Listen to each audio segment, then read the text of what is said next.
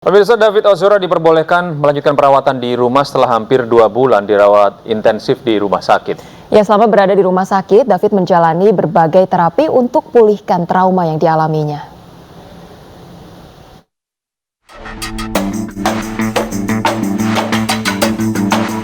Pasca mengalami penganiayaan berat oleh Mario Dandi, David Ozora terus berjuang untuk memulihkan kondisinya.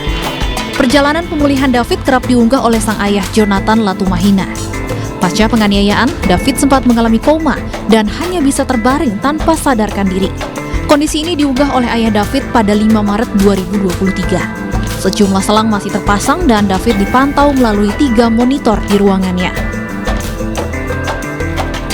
2 hari setelahnya, David mulai memasuki masa pemulihan emosional. Kesadaran David lambat laun meningkat dan mulai bisa membuka mata meski belum bisa menyadari kondisi di sekitarnya. Hari ke-25, David menunjukkan perkembangan yang cukup baik. David mulai bisa menerima perintah untuk membuka mulut dan menerima suapan jus buah. Meski demikian, sejumlah alat medis masih terpasang pada tubuh David. 21 Maret, ayah David kembali mengunggah perkembangan pemulihan David. Dalam kesempatan itu, istri Menteri Agama Eni Yakut menjenguk dan memeluk David. Menurut sang ayah, David mengalami trauma pada sistem syarafnya yang berpotensi mengakibatkan kerusakan permanen.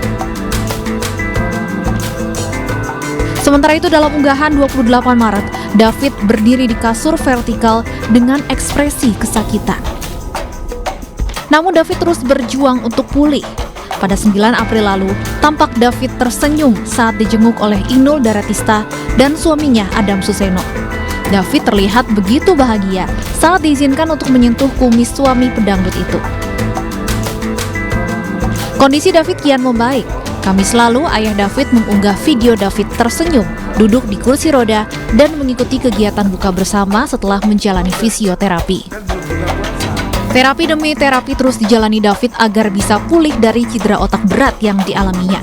Jumat lalu, ayah David membagikan video David sedang menjalani fisioterapi. Secara perlahan, David mulai belajar untuk berjalan kembali.